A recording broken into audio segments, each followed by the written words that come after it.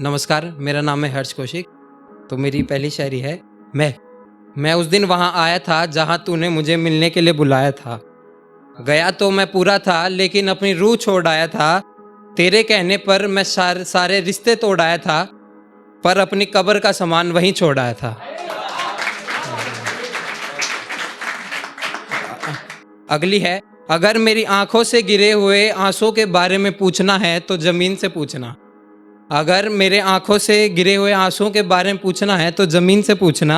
अगर मेरी रातों की बेचैन नींद के बारे में पूछना है तो तारों से पूछना।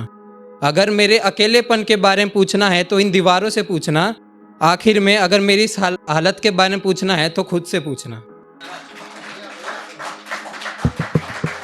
मेरी अगली कविता है जिसका नाम है बेटी।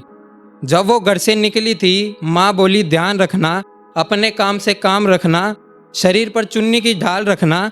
मंचलों ने कहा भाभी है तुम्हारी ध्यान रखना। जब बाजार से निकली थी कई लड़कों की आंखें उस पर टिकी थी। खाली सड़क देख घबरा कर वह रुकी थी, धड़कन उसकी भी बड़ी थी।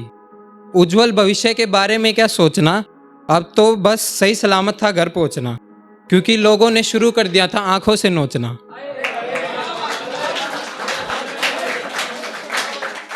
ये लाइन ध्यान से सुनना। शारीरिक रेप का ही तो डर था, शारीरिक रेप का ही तो डर था, क्योंकि आंखों से तो रोज ही होता था। जब घर आने में 10 मिनट लेट होता था माँ का मन घबरा कर रोता था। जब वो घर पर आई माँ के चेहरे पर मुस्कुराहट छाई, ऐसा लगा मेरी बेटी जंग जीत कर आई।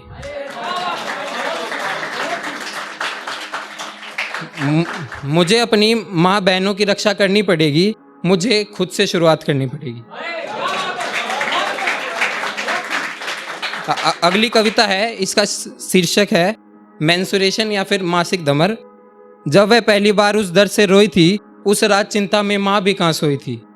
स्कूल जाने से वह डरती थी, हर महीने की यही सिरदर्दी थी। उसने माँ से पूछा सिर्फ हमें क्यों ये दर्द सहना पड़ता है, आखिर में इस समाज की नज़रों से हमें क्यों लड़ना पड़ता है।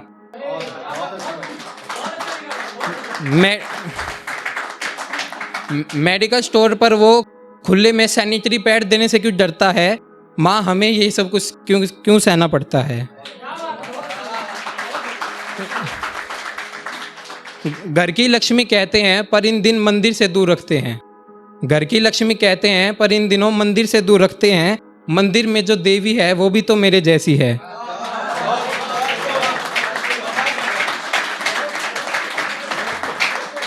उसको पूरे महीने संवारते हैं, मुझे इन दिनों में दुत्कारते हैं।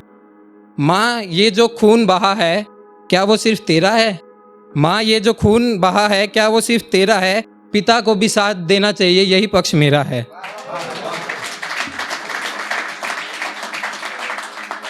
एक औरत की झलक पाने के लिए पहाड़ों चढ़ना पड़ता है। एक औरत की झलक पाने के लिए पहाड़ों चढ़ना पड़ता है। एक औरत का 2 गली दूर जाना जंग जैसा लगता है। कैसे लड़ूं मैं इस समाज से, कहीं अकेली ना पड़ जाऊं, क्योंकि मैं नहीं चाहती मैं इस पुरुष प्रधान समाज में दब जाऊं। धन्यवाद।